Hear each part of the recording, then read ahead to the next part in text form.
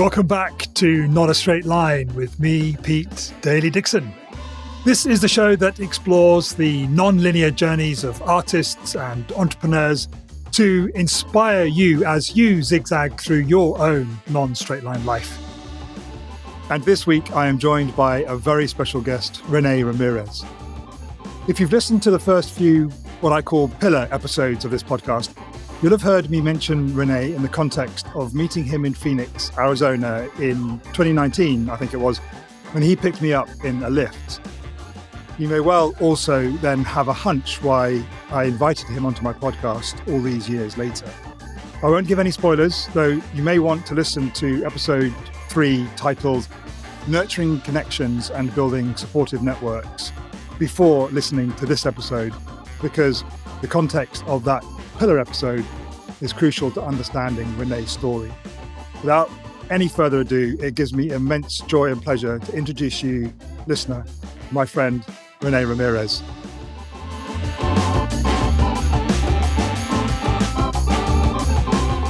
Reene Ramirez, welcome to Not a Straight Line. Thank you. Thank you for having me. It's a privilege to have you. I'm sure how you and I know each other will come out and unpack as the story and the conversation unfolds. But I'd like to start with you, Reene, where I start all these conversations, which is asking my guests to reflect back on a time in their life where there was a lot of pressure, stakes felt high, where there was a significant zig or zag, and we'll just start with that story and see where we go. So when you read that question in the email, what time of your life came to mind for you? Well, it's weird because there's plenty, but going to prison was a pretty big one. It's before that even, being around a family that's a really rough, bunch, so that's where it really pivoted right there. And then the rest came because of that, just the anger, the frustration, the not understanding things, that led me towards the path I went to afterwards, and everything just spiraled after that. Well, let's start from that point of going to prison. That's the first time that particular kind of turning point has been shared on the podcast. So it's of interest to me, as it will be for a listener, I'm sure. Just tell us a story that led up to that. Well, yeah. Well, as a young man, I kind of made mistakes. I joined, like a gang or something. I joined a group of people, and then it became a gang. And then just one day, I got caught up for a shooting. I was there. I happened to be there. And I got caught up, and I got sentenced to 16 years. Yeah, and I got tried as a juvenile. Yeah, now at the time I was 15. 15 years old. 15 years old. Yeah. After that, I went through the whole prison system, and I kind of did my whole stint because of everything that goes on in there. It's kind of hard to get out early unless you're really, really good. Even then it's really hard. How long were you sent down for? It was 16 years. I did a year in juvenile section. I did like 6 months in juvenile section, and then it sent me directly to prison after that because I was under because I got tried as an adult, so I was under that. What's called an M number then, and we ended up, there was a bunch of us that ended up going up to prison at 17, 16. There was a guy that was 15. Yeah. So you were tried as an adult, even though you were 15 years old? Yeah. So how does that work? Well, they deem if the crime is high enough or if you've already, if you have that record, then they deem you as an adult. They try you, they figure out, was this a high enough crime? Did he think like about the crime? I don't exactly know why, or how they come about it, but how it's decided. But I just know a lot of people got, at that time got tried as an adult. There's kids that were in there that were 13, 14 years old. So it didn't matter to them. Just the crime was high, so they figured they could do adult time. Do you think you deserve to go to prison for that long? For that long, no, but I did deserve to be incarcerated. I also deserved a chance to to rehabilitate, which the system doesn't do, or it doesn't show you any. There's nothing there to stabilize a person once they're in there. Like my mind was everywhere. Imagine you're a teenager and you're confused about shit all as it is. Anyway, yeah. Yeah, and then now all this is happening to you, and yeah, you don't know how to think, you don't know how to act, and the different rules once you get in the jails. That any person that's incarcerated, there's different rules than the norm. Like you have the guard rules, and then you got the inmates rules. So you have to balance between them. And that's the hard part once you're in there. Who do you listen to? The guy that's gonna whoop your ass, or the cop that's gonna put you in your cell? Like And at 15 years old, were you around adult men, older men? at 17. Yeah, at 17. But even then, that's no age. My youngest son has just turned 17, but he's still a child. Yeah, imagine, like the first time I went in there, and they had us go in the showers, and I was this big old guy, and we're in the shower taking off our clothes because we're in the shower, and I'm scared for my life. Like, God, this guy's like 3 times the size I am. He could eat me. You hear stories in jail, like oh, your mind's everywhere, and it's nothing like they say it is, but it is a scary thing to be in there, and be that young, like everybody's bigger than you, everybody has been there longer, they've already been there multiple times, it's just you're just trying to figure it out, it's just you're the new guy in school, and you kind of everything a shell shock, like it's like everybody's already been there, or they've been through some things. Did you stay in the same prison the whole time? No, no, I went to like 6 or 7 different prisons. Yeah, because Is that usual? yeah, within the system you drop levels. You'll go up high in levels. It just depends where you're at in your time. You hardly ever do your whole stint in one prison. It's kind of hard. It's not easy to do that. And I guess at each prison, there's new rules, new finding your feet. What was that like navigating as a young adult? Well, yeah, it's difficult. That's what a lot of people they don't understand. Like you go, like I said, you go to a different level, and it's a different world. It's different mentality. You go to lower levels, you got like all the knuckleheads. They know they're getting out next week, so they're causing trouble. They're fighting each other.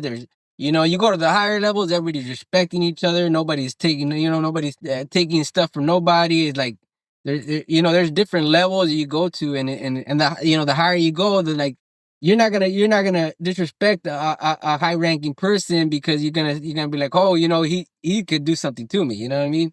When you're going to low levels, there's no high ranking people, so it's like, yeah, get out of here, let's fight, or there's all kinds of politics within the system itself. It's just you live by it, and you figure out how to navigate it. How long did it take you to do that? I mean, at 15 years old, I mean, can you remember how you felt? Can you remember how you felt when the sentence was passed down to you? Oh yeah, yeah. I didn't. Yeah, at 16, I was thinking to myself, man, I don't know how I'm gonna make it. There's 16 years. It's like I'm 15 at the time, and my mom's there telling, all my family is there looking at me, and at the time my brother was incarcerated with me because they thought he was with me when it happened, and he did a whole year trying to fight the case. Yeah, and he got out because he was not guilty either way, but I took the deal, and yeah, my whole family was there. They're just crying, and I was just trying to get out of there and start my time, because the weird thing about it is once you're in there, they pressure you to take the time to admit something, you even if you didn't do it, the pressure is so high on you, and you're just tired of the whole process. You're there for a year, 2 years fighting the case, and you're a kid. You just want everything to be over with. You don't want to go to courts no more. You don't want to see your family crying. You don't want to see the whole thing is happening, and you just like, what, forget this. Just give me what you got to give me, and let me get the heck out of here. And yeah, I felt just the pressure was just too high. Everything was going on. I was just ready to get out of there and start serving my time, because I was not gonna get out either way. So I was tired of the whole process. Mm. What would you say is one of the worst things that happened to you while you're in prison? Man, I can't point out to one particular thing because I mean, like, yeah, there were riots. Being one of the biggest things there, I lost one of my good friends, my partners in there, and he was the one that would kind of showed me the ropes of. When I got there, he was 25, and he died when he was 20, when he was 27. Yeah, he kind of showed me the ropes. He got in there as a minor too, and he was serving a life sentence, so he kind of tried to help me out so I wouldn't have a rough time like he did. So he would tell me, this is where you want to be, this is where you want to stay away from. And yeah, losing him, he got shot by the guard, and they punctured his lung, and yeah, he died in front of me. And yeah, that was kind of a big moment, in there. And but there were big riots where I didn't think I was gonna get out. Once it's over, you kind of like everything goes in slow motion. But when you're in the fight, everything's going so fast. Like, and it's just now that I look at it, I thought everything was normal. Like I lived there so long that like all the things that happened to me were not like they were not like how everybody would think. It's just I look at life now and it's really hard yeah. Is it hard for you to think back on that time? Do you think much about it? Is this hard for you to? Yeah, daily there's days there's moments where I think to myself, it's harder out here. It's harder out here. Like it's In what way? 'cause, I relate so much to soldiers and ex-military because when you're in there, you have a brotherhood and they're with you all the time. They're eating with you. They're playing with you. They're doing every single thing. You're in a building. You make this bond with these people, and they're going to war with you. Like they're fighting other people with you. They're protecting you. And you come out here to this place, and it's like nobody cares about you. Nobody cares if you're in debt. Nobody cares if you're hungry outside in the street. Nobody cares. It's not there's nothing there. And and sometimes it's I don't believe it. Like how they call people when they're animal. They call people when they're like thugs. And well, out here they're more thuggish. They're like they could step over a homeless person and not even care. About his health, about nothing. That he's going through. And it's weird because they make things so hard out here when it's not that hard. It's almost like there's a greater sense of connection, camaraderie, care. Almost, would you say, Yeah, between the camp inmates? yeah. Well, imagine that incarceration. That how do they call it? There's a syndrome where it's like you used to it. Like you come out here The and Stockholm syndrome. yeah, it's just like you're used to it, and you come out here and there's none of that here. There's none of that, and you're just living life out here, and hoping they take you back to jail. If anything, like you're like, man, at least I go in there, I'm gonna have friends that I can go talk to. I'm gonna have I'm gonna have things that are there that are easy. Like somebody's gonna tell me when to eat. Somebody's gonna tell me what clothes to wear. They're gonna tell me the rules. Out here is like nobody's gonna tell you none of that. Nobody's gonna tell you what the rules are. Nobody's gonna tell you how to live life. You have to figure it out yourself. You have to navigate this world in a manner where you've never been in that situation. You're like I've always been told what to do. And it was super hard for me to make my own decisions. Like it's like I know in my mind that I could fail. So like I have to get over the hump. Like you know what, I have to figure it out because nobody's gonna tell me this is a failure and this is gonna be a success. So I gotta try it, and then if it works out, then cool. If it doesn't, then I have to eat it and forget about it and go on and try another thing. Whereas like when you're in there, you don't have to try nothing. Everything's already there for you. You know what I mean? Everything's it's super easy to live and navigate that kind of life. 'Cause all you got to worry about is war, and kind of like war is super easy. You just fight the person. And Mm, you win or you lose. There's two. That's it. yeah. And it's that's an easy thing to do.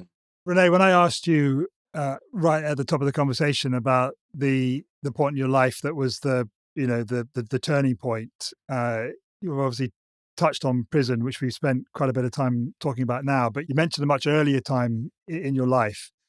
Can we go back to that young Renee growing up? Can you kind of just give us an insight into what it was like, how it was like? You know, did you have siblings? Yeah, you know, Your life. What was your life like that led you to that sentence at 15? yeah, it was just having a rough family, you know, like I had the kind of family that's always together, but they're always don't take nothing, you know, they're the rough kind, like don't take nothing from nobody. They mess with you, punch them in the nose, you know, or that kind of, you know, that kind of attitude where, you know, aggressive, you know, like it's not good. Like that's I try to do stuff now that help other people because I know where all that stuff leads to, you know, and as a young person, I was never that kind of person, but then life kind of, you know, brought that out in me because, you know, like I had dyslexia. So, you know, at school I had to go to the extra classes, you know, and, you know, I was bullied as a kid and I was never like a guy. I was never an aggressive person, but after getting bullied so much, you know, like having that rough family brought that out in me. Like, hey, you know what? My cousins beat me up all the time. So, you know, why am I going to let these people bully me, you know? So, I started fighting back, and then I seen how easy it was to fight back, and how easy it was to be more aggressive than the next person. Because in my life, that's all that was. You know, like I would go to my cousin's house, and they'd make us fight each other. You know, to see who wins, just to see who wins. You know, out of the two kids. What kind of fighting are we talking about? Like fist fighting, you know. You know, my cousin will put me up against my other cousin, and we'd go at it and we'd fight and be like, oh, I got money on this guy, I got money, you know, and so we'd fight like little, you know. Like proper fighting? How I mean, how old were you when you were experiencing this? This was like young, we were young, we were like 7, 8, like 6, 7, yeah. And proper going at it, fighting. Yeah, yeah, yeah. It was like, you know, you're popping each other in the nose there, if, you know, just because you know that's how it was, you know, and you know, I had cousins that were already like thugs and they were like already in gangs and stuff, so it was like it was like every time we'd be around them, it'd be a challenge, you know. Oh, I bet you can't do this to that guy, or bet you won't go there and you know and throw rock at those people, you know, like it would be like stuff like that, you know. That's why it was like I was never, like I said, I was never that person, but I had like when I was around them, I had to be another person, you know. I had to create this thug person, this like person I wasn't, you know. And how did you see yourself? How did you see yourself? Who were you in your mind's eye? Yeah, I wanted to be the night. I wanted to be like I wanted to be friends with the other people. You know, I wanted to just, you know, have fun. I wanted to play toy. I wanted to play with toys. I wanted to, you know, you know, the normal kid stuff. You know, like what I see as normal kid stuff. You know, like, you know, play tag. You know, hide and seek, those type of things. You know, and yeah, like I said, it kind of, even to this day, like right now, I have this thing where I understand everybody has more than one personality inside of them. You know what I mean? Everybody they have their work person, they have their, you know, fun person, they have their, you know, family person inside of them. They have to create this person, and you can't mix them. You know, you can't be the fun person at work, or you can't be the family person at fucking fun. You know, like you have to kind of navigate those people inside your head. You know, because if you don't, then things could go wrong. You know, like for instance, that the whole angry person inside of me, the thug, I can never lose it because it's there, you know, because it's a, you know, it's a reflection. It's a reflex, you know. I feel somebody's threatening me. Automatically, my mind starts thinking, "Oh, this guy's gonna hit me. This guy's gonna shoot me. This guy," you know. My mind doesn't think the same as a regular person, you know, because I've been through like real fights where real people die, and you know, like my mind's thinking, save yourself, defend yourself, defend your family. You know, that's what my mind's thinking. You know, and I have to stop myself and say, "Hey, relax. This is not what you think it is. Just you know, breathe it out, figure out a different way, you know." And it's a struggle sometimes because, like, you know, I want, my mind wants to show like, don't mess with me, you know. That's my don't mess with me. I want to be the I want to hurt you the worst so you can never mess with me again. And that's how my mind thinks, and I have to stop myself constantly from getting that angry, you know, like. And how do you regulate? So what you're talking about there is regulation. Yeah. How do you regulate yourself in the moment? I try to understand myself, you know, like I feel it coming on, like I feel the frustration coming on, and then I just think back to like like moments that I messed up in, or like, hey, this could happen, or or I see the situation, I look around and see the situation is not that serious, and I kind of like I observe everything around me, and I know when something bad's gonna happen because I've been through enough things that happen, so I kind of navigate it like that, where I figure it out. And besides, like I said, if somebody's not really close to me, like when you're really close to me and you get, and then something like that happens, I have no time to react.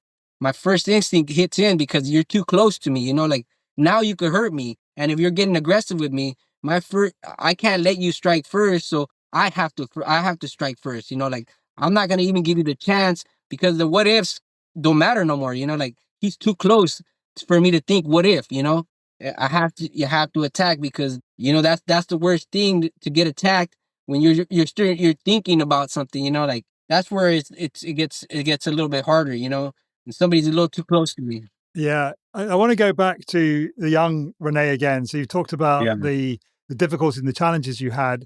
Were there any positive things that you remember about your childhood? That what were you was the stuff that you were into that you were allowed to explore at school? I know obviously reading and writing would have been a challenge for you with dyslexia, but were there some subjects that kind of lit you up? Yeah, just sports. Sports helped me out a lot because like I was fast. I was, I had a lot of moves. Well, I was really good at sports, like that's one thing. In every sport I've been good, like it came natural to me, and that's what kind of helped me out when I was young. But man, like I said, it didn't last long. Yeah, it's not easy in school. Like if you remember it, even in school, you have your groups. Like and I couldn't fit in another group because of the classes I had. Like I had to go to the extra classes because and at the time they didn't have the dyslexia test. They didn't have the dyscalculia test. They only had the ESL. Like which you didn't know how to speak English, and they put you in these classes, the ESL classes. You know what I mean? And that's where the dyslexic kids would go because they would assume, oh, this guy doesn't speak English, so we're gonna put him in the in the ESL. It was hard because it was a weird time, and then there was racism back then. So because I was like I was like in a school that was predominantly white and Asian, so it was kind of And where was this? Where were you brought up? well, I was in Anaheim, but I got kicked out of a lot of schools, so I ended up going out of the district to Cyprus, and right there was more, it like higher, like people were like had more money, it was kind of like that's why I was, it was it was different, and I messed up a lot as a young kid. I made a lot of bad choices myself, but I didn't have the best guides to tell you the truth, like I love my mom, I love my dad, and they did the best they could, but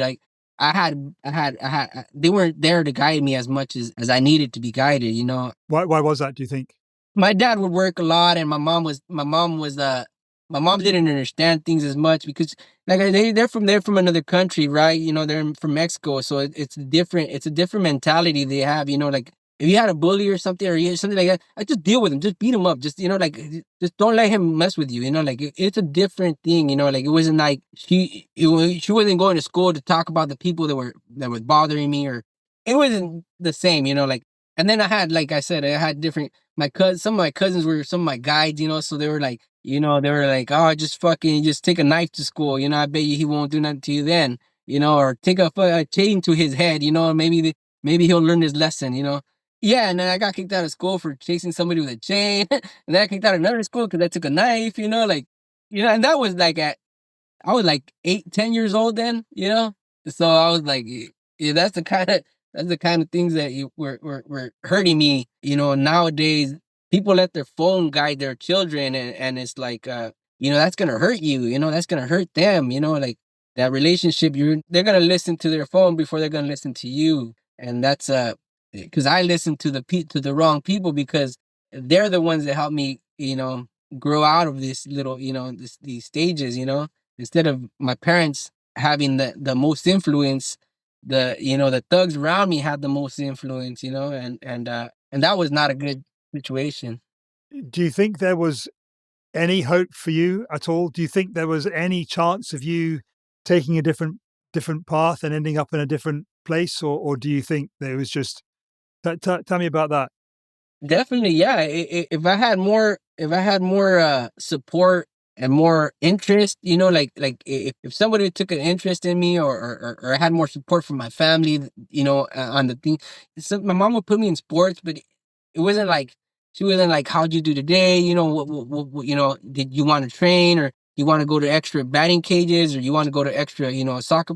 It wasn't nothing like that. It was just like, you have practice today, go, and I'll take you, and then you come back. For me, if I would have had that interest, that push, it would have really kept me away from other things, because it was easier to hang around with my friends. Like, they showed more interest in me. They would always ask me where I was at, or back then they'd go look for me, and it was just easier, like, easier to have somebody care about you that much, Mm. and even though my mom, my family, and they cared about me, it's just they didn't show it the same way, and Did you feel loved as a child?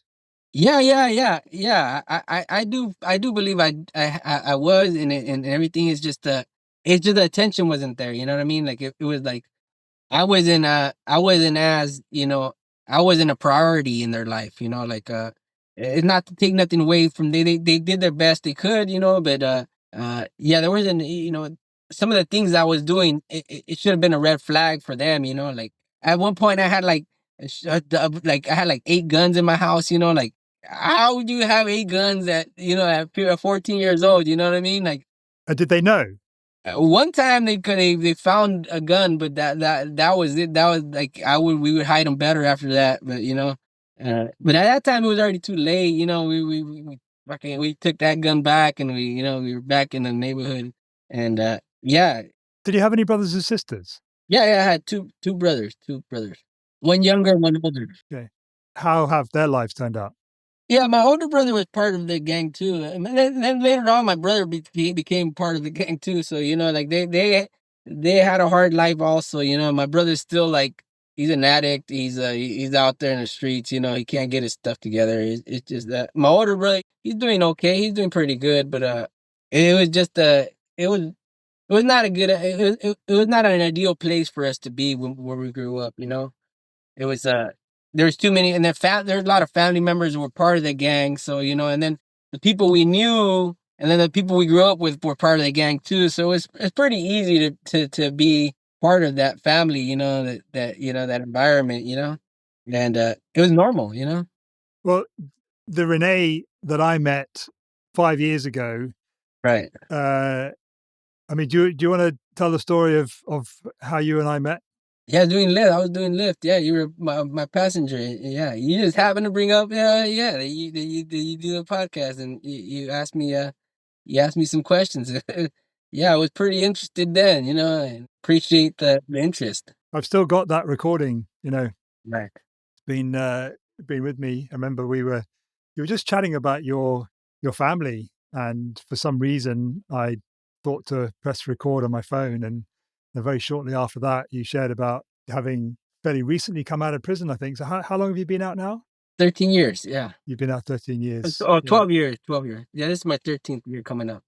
So even now you've been in prison longer than you've been out. But I'm so glad that our paths did cross when they did. It's taken me a while to the podcast that I had in my mind then when I was talking to in the Lyft car. It's taken me 5 years to bring it about, but the best things take time, don't they? Take time. Yeah, yeah. That's what I was saying, because, like, I've been having these conversations with myself, more, just how to go about things like that, because yeah, there's things that I have in mind to try to do too, because man, I run around with people that have interesting things to say too, like, it's like, man, it's half of these people that are in here, like, have worse problems that I had, Are and you still driving for Lyft or yeah, Uber? yeah, yeah, I'm still driving. Yeah, so yeah, it's therapy for me, like, I get to go out there, visit new places, talk to new people, and it helps me out a lot, mostly with everything that's in my head. So so you mentioned that you want to do some stuff. What are some of the things that you're wanting to do? Yeah, like, it's something similar to what you're doing, just because like I said, it helps me out, and I could I could help a lot of people out also, like it helps your soul to take out everything that you have to say, and sometimes what you have to say is important for the next person to hear, I've learned a lot in life because all the stuff that I've been through, and the biggest thing I learned is each other. We need each other to grow, like I can't grow by myself because I don't know what the next step is gonna be, But if enough people show you a different paths, and you have options to move forward, and not just guess where you're going, you have options to get you to the next step that you might want to take, and I've succeeded in life because I've got to those conversations, and I've left the best I can to the people that have conversated with me, because I always give as much as I can, so they understand, like, hey, I tell my story to whoever wants to listen to it because you can mess up just as easy as I did. It took one day for me to go do that crime, get incarcerated for it, and spend the rest of my young life in jail. It took one day. That's all it took. And that's what it could take one person. One person thinks, oh, I'm just gonna go over here and beat this guy up. What if he has a knife? What if you have a knife? You could stop yourself from these things. If you understand, like, it's not that serious. You're not gonna win the argument by fighting. It's only gonna it's only gonna get worse. Hearing about your upbringing, hearing about the circumstances that led to you joining the gang and then being involved in that crime and going to prison, and all the trauma that I mean, right up until you left prison, really, your life was just trauma, just one big traumatic incident after another. Really, in a way, you could argue. Would you say? Yeah, well, yeah, that's a great way to put it because even now, like, imagine now, like, now okay, imagine when I got out. I was 31 when I got out, right? Imagine at 31, you're going through things you should have gone through at 15. Mm, your first heartbreak, your first job, all your disappointments in life, that you go through when in your young life, yeah, you're yeah. going through them as a 30-year-old. So even after there's trauma. Even after they're even worse because, like I said, you can imagine. You remember the first time you felt heartbreak, like the first time how you felt like, oh, this is the worst. Like you're 30, your feelings are even you don't even know how to control those feelings. You never had them before. You know what I mean? Mm. And even at right now at this age, right now, right today, there's things that I should understand that I don't understand, and that are really really frustrating to me because half of the people out in the world, they're like, why don't you understand them? Why do you only have so many years of experience for work? Why do you only have? I don't know what to say. This is so frustrating. I don't know how to live a life like everybody else. I don't know how to just say, oh, that's just how it is. Have you ever explored or wondered whether post-traumatic stress disorder (PTSD) might be manifest in you?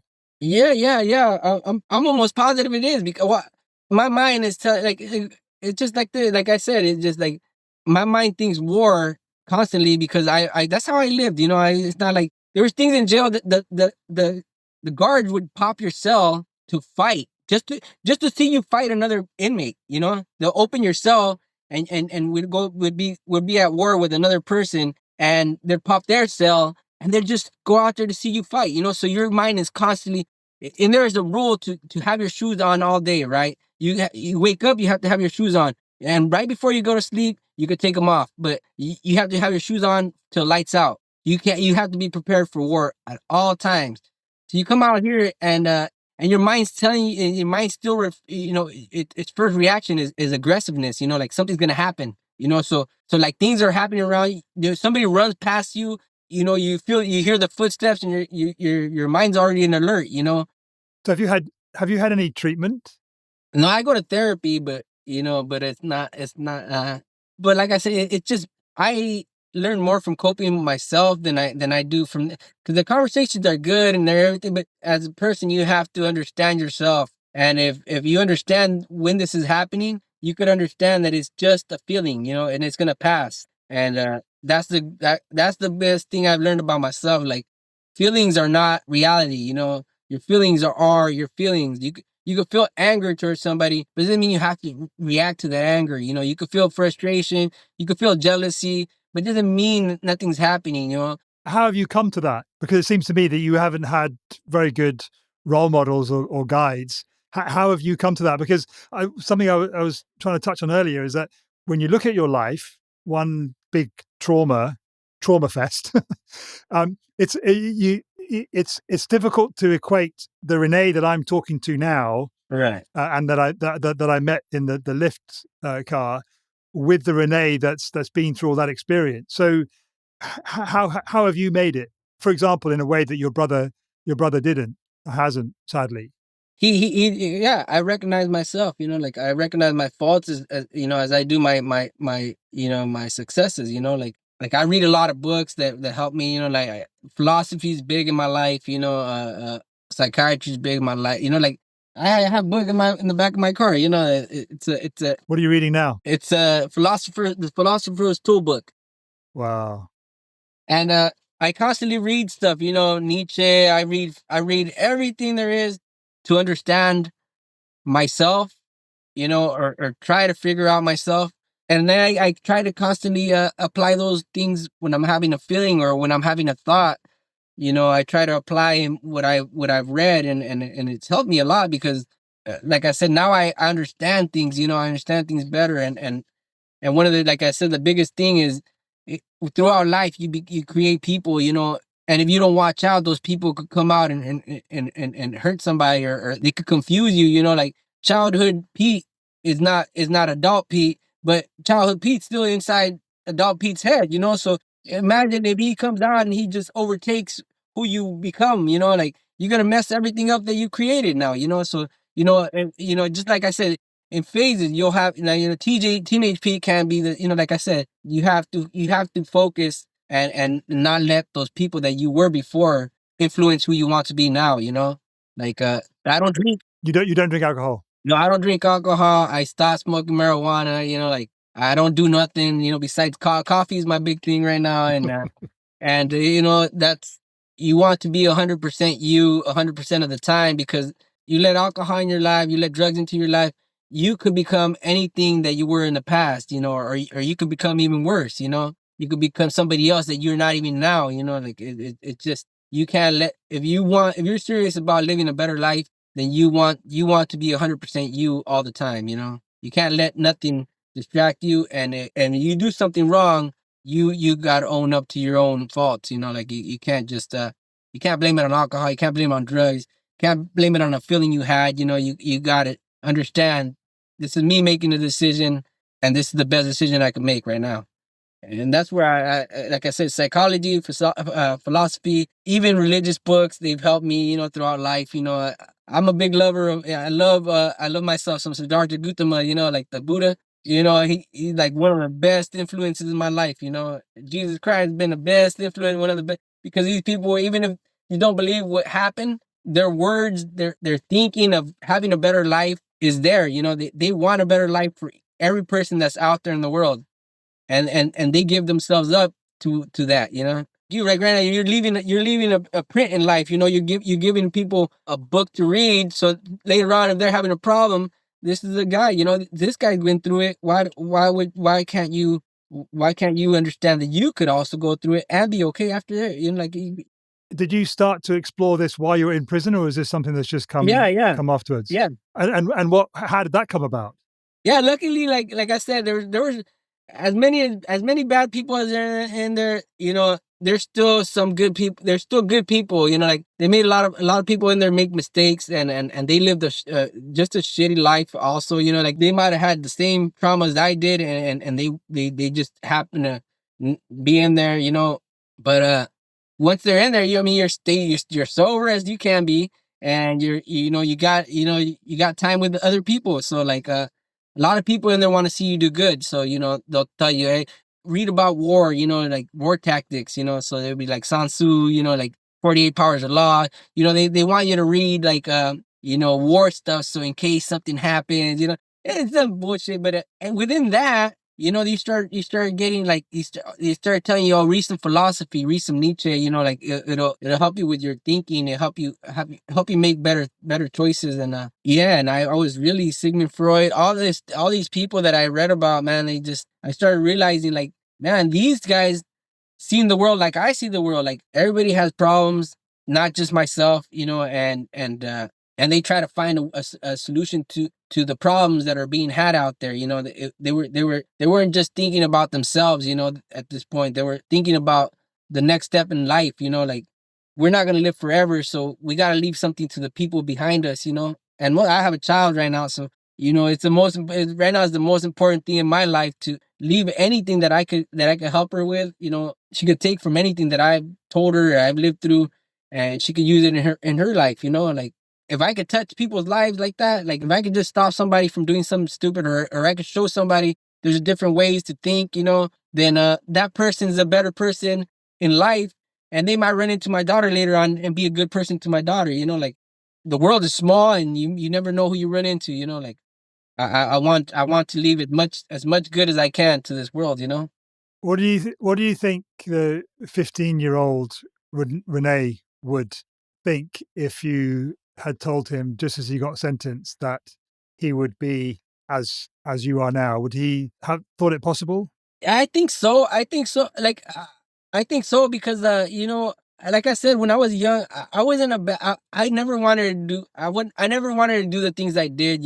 It was more. I did them because I knew it was gonna give me a result. Like, oh, I was gonna get the congratulations from the friends. I was gonna get higher praise. And it was never like I wanted to hurt somebody because he's from a different area, or any of that stuff. It was more like, I wanted to be in on with my friends. I wanted to feel accepted. Like, throughout life, I never really did feel accepted. Like, it was never like, it was hard. It was hard navigating my childhood. Like, there's so much things and so much traumas from a young age that it was not it was just too hard. Like, there's a lot of things in my life that I wish I could have done, but I'm glad that I am who I am today because of them, because I wouldn't be able to tell the same story. I wouldn't be able to help the people that might go through them, or that might have children that could go through them.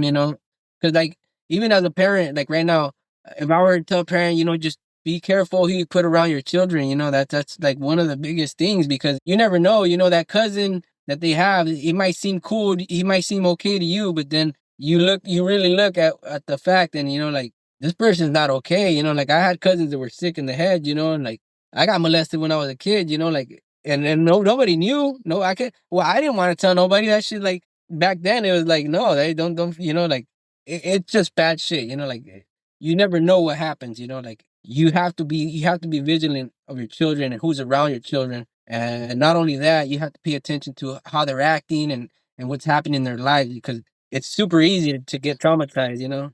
Absolutely. I don't think this is something that we've ever discussed. We might have touched on it when we were in the lift car. The transition from incarceration to post incarceration. How was that? I mean, I know you said that you're learning stuff and doing stuff now that most people do when they're growing up.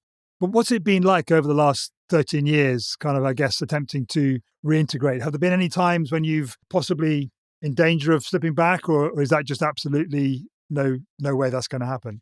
No, at one point, when I first got out, at one point, I was trying to make fast money, so I was hanging around with the wrong people. Like, I was trying to like make some fast money, and so I started, I tried to sell weed at the time or something like that, and then I just I couldn't do it, because I wasn't really like, I was too aggressive. Like, that person inside of me again. Like I said, that person inside of me was trying to come out. That person that I'm trying to I'm trying to repress. Like, somebody owed me money, and I was already like, I'm gonna go over there. I'm gonna fucking go, take a knife and me cut him up or something. I don't know.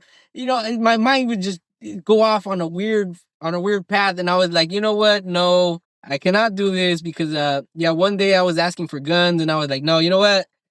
I that was the stupidest thing I could do. I sat back. I said, no, forget that. I didn't want to sell weed no more, and Yeah, I didn't do that. That was it. I see myself right away.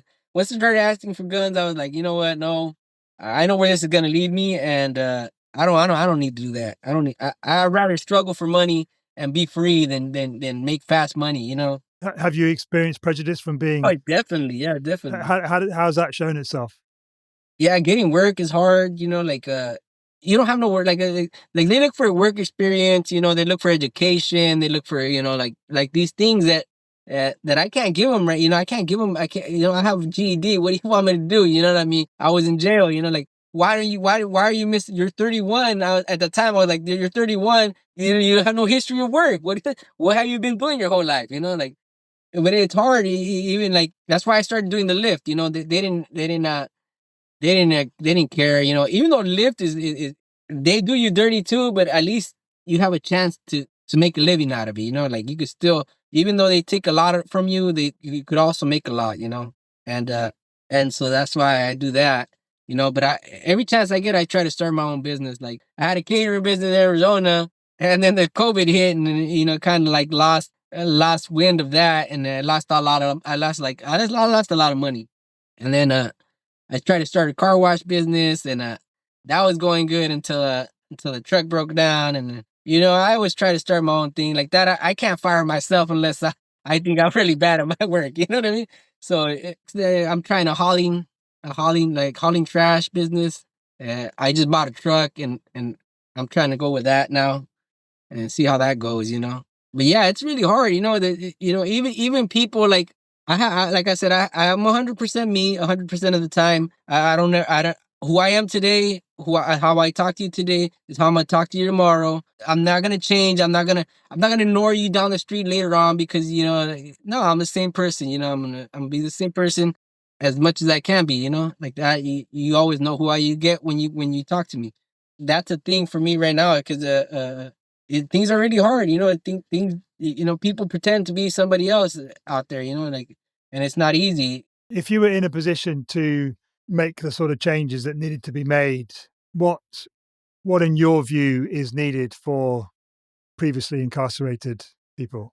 People that are coming out, they have to go through a therapy, like they have to go through they have to acknowledge what they went through as well as acknowledge the people around them, like they have to there's a lot of things that I would suggest they do, because you could have a great job, you could live a life, but you could still have that person you are, like say for instance, I get out, I'm doing good still, I'm going to work, I'm having a life, I get a family, and now I have a child, and because I didn't get therapy, or I didn't self analyze everything that I went through, or even fix my situation as far as like my problems go.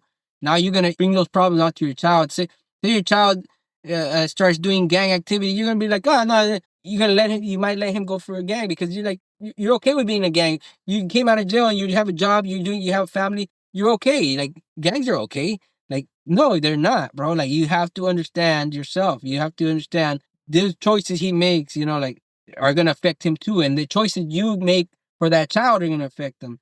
Some people come out of jail thinking that it's cool to have stuff like that, or even like the way you talk to your child might be in an aggressive manner, like because you're so used to being aggressive, you might take that and push it onto your children, and your children will be affected by that. Like you have to fix your thinking. Like even though you think you're okay, those things could show up. Things like that could show up. Like even like with fights. Like you think you start arguing with somebody and your reactions are different.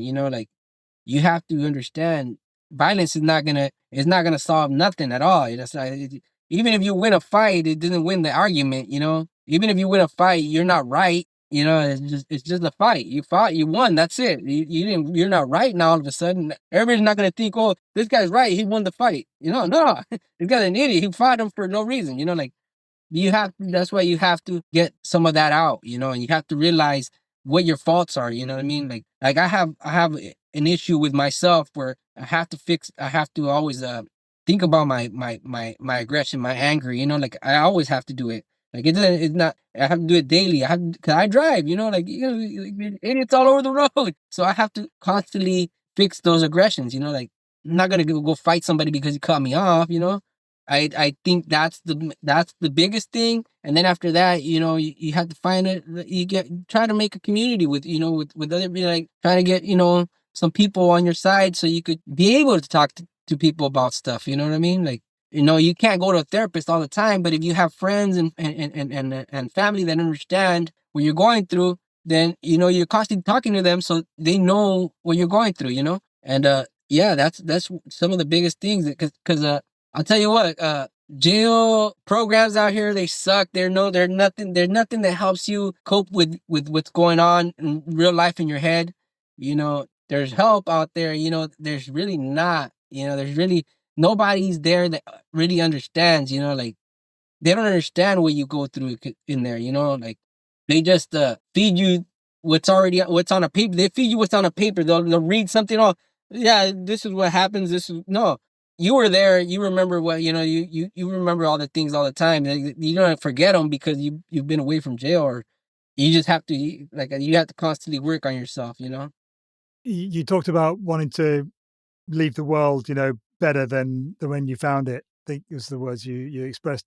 Is putting some of that in place part of that for you if you are able to, Yeah, definitely. like to provide that support for people who've been incarcerated? And not just incarcerated and people in general, because like people in general have these traumas they go through, and they feel alone, or they feel a need to react on their feelings, like because like man, it can happen to anybody. Jail, yeah, jail is a trauma within itself, but what brought you to jail? What made you be aggressive? What like these questions that you should be asking yourself, they're not being asked in yourself. You're not everybody asks themselves that, like, why is everybody scared of me? Like, you should understand these kind of things, like, and if I could get to more than one person, it doesn't have to just be incarcerated.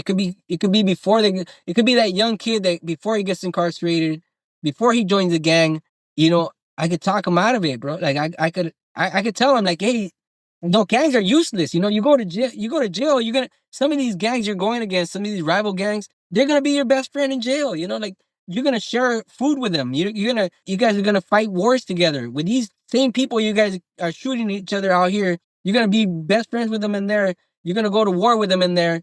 And for what? For what? There's more to things. Like there's things that are happening out there in the world right now that are super super easy to fix, but they're super hard to fix because nobody's looking at that. Nobody's looking at that recess in school and finding out that somebody's getting bullied. Nobody's looking at that jungle within that school. You got school, you got classes. Like for instance, you have school, you got classes, and then all of a sudden that bell rings and you're outside of school. Now you're dealing with all the kids that are out there, all the angers, all the frustrations, all the the confusion, and they go out there and now little things could traumatize the kids inside school, and that could lead to bigger like there's so many things that are out there that I see now that affected me as a child. If you just think back to little Pete and remember what was happening in the playground, you can now see, oh man, I remember I used to pick on that guy, or I remember everybody used to tell him, a booger picker, whatever. That could affect some kids. Like that could lead to other things. Like there's more to life as far as helping other people. Like it's just not just one person, but prison people. I would suggest are a big thing too because they're really aggressive already. Yeah, I guess incarceration is easy to think of in terms of a prison, but like you say, there are lots of different types of incarceration. Ultimately, I think they are around our feelings, are they? About our thoughts? Yeah. Are they the things that really incarcerate us? So let's pretend, Renee, that money wasn't an object for you and that you had the time and resources to do what you feel equipped for, ready for, able for, to make the change that you see is both necessary and vital for these humans that are on this planet. What would you be doing? I would be advocating for some kind of therapy in school. Like that's where it really starts. Imagine you go to school, and now kids are being asked, you know, what's wrong, how's life going, like, within week, every week they could have like a different psychologist come in, or different therapist, or somebody different to talk to these case workers, you know what I mean? Imagine how many of those kids you could save from getting a beat down going home, from getting abused, from getting, like, how many of those kids could you not stop from that happening? How many kids are out there being bullies, being not productive in life because of something that's happening to them, Kids don't learn to be humans until humans teach them how to be humans, Kids just want to be kids, they don't care about being human or not, But somebody's aggressive to them. I'm a kid, you punch me in the nose, and you keep punching me in the nose. I'm gonna learn to react like that too. Like, the only way to be right, I have somebody in my life has an aggressive father, and every time they're wrong, they used to hit him in the head, or they tell him stuff. Now that person reacts the same way.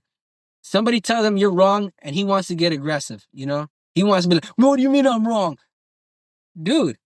I'm saying you're wrong. Why you want to fight me for it? Because I'm saying you're wrong? Like, how does that make sense? Tell me this argument, how are you going to win it by hitting me? Like, how are you going to win it? Does it make sense? Ask me, why am I wrong? Question why I'm telling you you're wrong. And then I'll produce an answer, and then we can have a conversation. And it's simple, right? But a lot of these kids have, like I said, they have that kind of trauma, or they have the kind of trauma that nobody listens to them, so they can never speak. So they never get creative. They always feel, like they have the introvert extrovert thing that everybody's using as a. There's no such a thing, like, if you really have problems with speaking, it's because you're not feeling confident, you're feeling like somewhere along the lines you felt like nobody's listening to you, or things in life make you the way that you are, and the only thing that's going to get you out of it is if you deal with those things in life, and that's where therapy comes in, speaking to people that have some kind of knowledge. And the self-reflection that seems evident that you've done. Yeah. Yeah, yeah. How do you feel about your future, Reene? Well, it's up in the air, man. It's like everybody else's, like it could go left, or it could go right, but I wanted to go straight down the middle. Right now it's just like It's not a straight line, Reene. Come on. it's not a straight line. Yeah, exactly. Perfect, perfect example right there. Like, you know that it's not, and I've always been like, I had this little thing. I don't know if you remember. I had this little thing. It's called Lost Ways, because we're all lost. We all think there's a road that we gotta follow, but sometimes we veer off. Like, sometimes we veer off and we get lost in a situation that we can't get out of. And I always thought to myself, there's a lot of us that have been lost. So if everybody were to throw their situation in a book, somewhere along the line, somebody's going to run into that situation that they're in right now. Like, this is what history is. You read a history book, you're going to see some of the things that are happening now happened then. And how do you know that? Because everybody wrote down something that happened. Like, if people were more open about these kind of conversations, like about your podcast right now, you're talking to people about things that are hardships in their life, people that have hardships in their life, or even a successful person. If they write, if enough successful people write how they became successful, there will be more successful people out there. That's the thing about the world. Like, you found jackpot, and you're trying to hide it from everybody so nobody sees what's in it. But what does that even mean? Success, failure, like. Success is making it in this world right here that we're living in. What does making it mean? What does making it mean? Not making it is being in a situation that we're in, like we're like, me, I'm in a situation where I haven't made nothing happen with how the world's working now, because you could assume like there should be a better way of life, but there isn't. The only way to live, like, I have to pay my bills, I have to pay my, my insurance, my everything I have to pay for, right? And no matter how it came about, it's there, like, you have to make money to live this world. And if you don't, you could want all you want, nothing's gonna change unless we put it in action to change. But nobody's putting it in action because we're too busy working, Nobody's like, I always try to build a community with like, I tell my family, hey, if you put in $1, I put in $1, we have $2, and we could buy something and have it for ourselves, and that's ours. But like the world's not like that. Oh, I have a bill to pay. I can't give you $1. Like it's really hard. It's really hard, and making it means getting out of a situation. Like right now, say for instance, right now, if today I got $1,000, today I'll put it into a business to make $2,000, and then I'll make that into 4,000, and then after that, I can make a community. I could buy property, and I could have as many people as I want come with me, and we could all have a conversation about the good stuff in life. Nobody has to worry about no money. Yeah, that would be great. But first, I need to get to that spot. That's where I'm at now.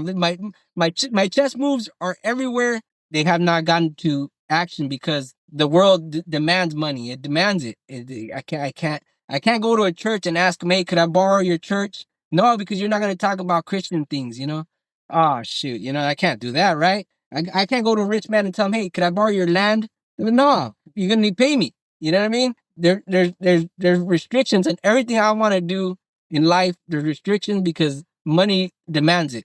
Are you hopeful about your future? I am because I get to wake up today and work my butt off to get what I want. And the day I can't wake up, that's when it's over. But every day that I could wake up, man, every day that I have another 24 hours, I'll do the best I can to make something happen. Today, I'm thankful for you to even remember me. I'm thankful for you to have me on your pod. It means a lot to me, because not too many people are interested in nothing. They want what they want, and it's for their own purpose. Like you don't have an end goal. You're just trying to help people out and speak to them about something that's important. You could be making nothing out of this, but you're filling your life with you're helping somebody.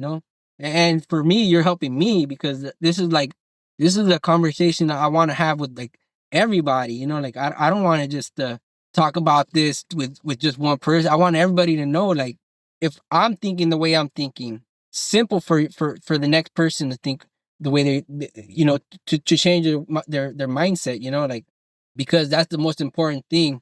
I was the way I was. You could tell me 10 years ago, no, when I was in jail, say for instance, when I was in jail, you could meet that Reene that was in there, and you could be like, dang, dude, you're different. You know what I mean? Dang, like, when I was in jail, I was a different person because I had to create that person. So now I'm out here, I'm creating this Reene that wants everything good in life. Because I knew when I was in jail, that's when everything popped in my head. In life, you create different people. Everything that I read from Nietzsche, from Friedrich Freud, from Freud, everything, Simone de Beauvoir, everybody that's ever been in my life, like as far as reading, it showed me like you have to create a new person when you get out here, and you have to do the best you can. Like everybody could do it. Like, Yeah, your story, Renee, is just so inspiring. You've said that you talk to people in that you're giving a lift to, and you think, oh, they're in a worse, in inverted commas, situation than me. And the listener to this episode might have thought that they were in a bad situation, whatever that means to them. I just think the fact that you've been so willing to not only be open and vulnerable about your situation and where you've come from and in all the circumstances that led you to that situation when you were 15, but for me, the most inspiring thing is what you've done after that. And that self work it's the hardest work to do, but it's the most important work to do. And seeing the fruits of that in you and in this call is incredibly, incredibly inspiring. It really is. And I hope that this becomes the most downloaded episode of the podcast because your message of resilience and hope and how would you describe it? Mindset work, self-reflection, regulation, all of the stuff that you are practicing every day is necessary for humanity, not just for you. Yeah. yeah, you're right. How can there's a couple of questions that I ask all my guests towards the end of our conversation. And the first one is, how can the listener and I help you the most right now? Me in general, man, I just to be a better person. It would help me for everybody to try to be a better person. Like to understand, that we're not alone. there's always constantly people around you, and be the best fucking human being you can be. Don't be a turd, you know. Don't be that person, you know, that doesn't care, you know. Like that I don't give a crap. I don't care about nothing else. I just want better humans in life, and I want people to care about people, and not about their phone, not about the next best thing, not about the super hamburgers out there, you know, whatever. I feel like people, like if I felt like people didn't care, you know what I mean? Like I feel now people don't care, you know, like this is the worst thing that I feel right now as a human being, as an adult. I feel people don't give a shit about me, you know, like I mean that it sucks to feel that way, but you know that's what it feels like that. And I would like for me it would be like, you know, do that, man, do that. Give Like a shit. you know, Give a shit. yeah, give it shit, yeah, because you know, like I'm here. I'm gonna continue trying. You know, like I'm gonna still try to make something happen. You know, like if people want to, you know, look into my stuff, whatever, just find me. You know, I'll always be I'll always be good. How can people find you? Are you on Instagram or? Just on Instagram. Like, this is the thing. I have a problem. I don't know technology. I'm not savvy in none of this stuff. So I've never created nothing that could reach the masses. You know, so for me, like the biggest thing I know how to do is like Instagram. You know what I mean? Or Facebook. You know, like I don't know how to. I don't know how to build a podcast. I don't know how to build a YouTube. I don't even know how to work a computer properly. You know, I always ask people around me, and they're like, nah, I don't want. I'm too busy for that, or I don't want to work. You know, I would like to constantly, you know, if somebody has a question, or they want to know something, or they, you know, they have a child that's in danger to join gangs, or they have a child that's going to prison, or even somebody that came out of, like, I would like to be constantly have extend my hand out there to people like that. But like I said, right now the best I could do is Instagram and Facebook, and yeah, they could find me Lost Ways somewhere. Lost Ways. Yeah, Lost Ways. Yeah. Okay. You know, Renee, it just says so much about you as a human that when I asked you how the listener I can help you, the first thing that came to mind is you do the best to be the best you can be, and that will help me. And that just says everything that we need to know about your view of yourself, your view of the world, your view of humanity. It's Yeah. so inspiring. The other question that I ask my guests, and this may come as a surprise to you, so I'll give you a second just to, you know, think about your answer, is whose non-straight line journey would you like to hear? What episode of the podcast would you like to hear for me in conversation with somebody else? All the people I would like to hear about it. I mean, and they're all gone and dead, bro. Like I don't, I conversations with people is man, a philosopher would be great, man. Any philosophy guy, man, would be, because you know, like I said, they have so much insight, and because they think about the thought, you know, like they're using their thoughts to think about other thoughts, you know, like Hmm. they're questioning everything, and nothing's off the table with them, you know, like So is there anyone that comes to mind? Modern day philosopher? no, I Because they've got to be alive. They've got to be alive. I've got to be able to yeah, have a conversation with them.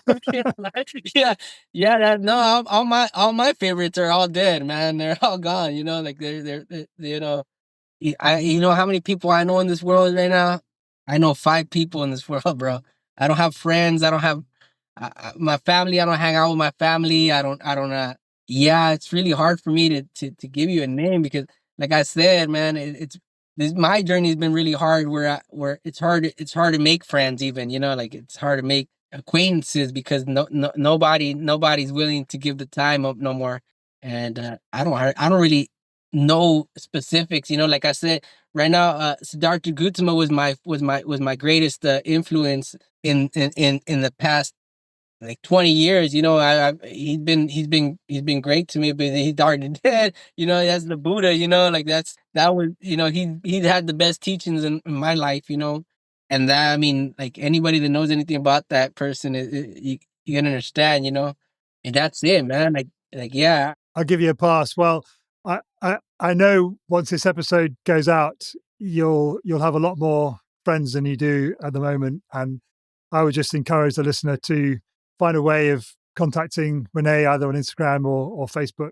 Yeah, my Gmail is right there too. You know, they could Gmail me anytime. You know, like I'm open to conversation, man. It's just, you know, if it's to help somebody.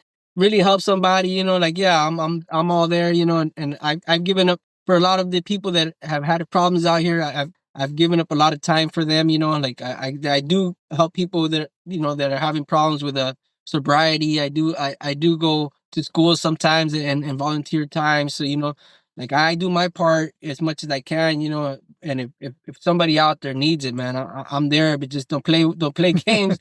I'll help out as much as I can. Thank you so much, Reene. That kind of selfless desire to see the best of humanity has just come out loud and clear from this conversation. Totally in spite of everything that's happened in your life, you're a real testament to everything that's good about being human. So thank you for sharing your story. Appreciate you, man. Appreciate you, Pete. Thank you so much for inviting me, man. It's a load off, and then it's good. It's good to always talk about conversations. Always good for me, and it helps my head all the time. I have so many thoughts that sometimes I feel like I'm gonna explode, and I don't have nowhere to put them. I write them down sometimes, but that doesn't help too often. But I appreciate you, man, for thinking about me, man, so keeping me in mind all these years too. Yeah, no, I appreciate you too. And this isn't the last conversation we'll have, I can assure you. For sure, man.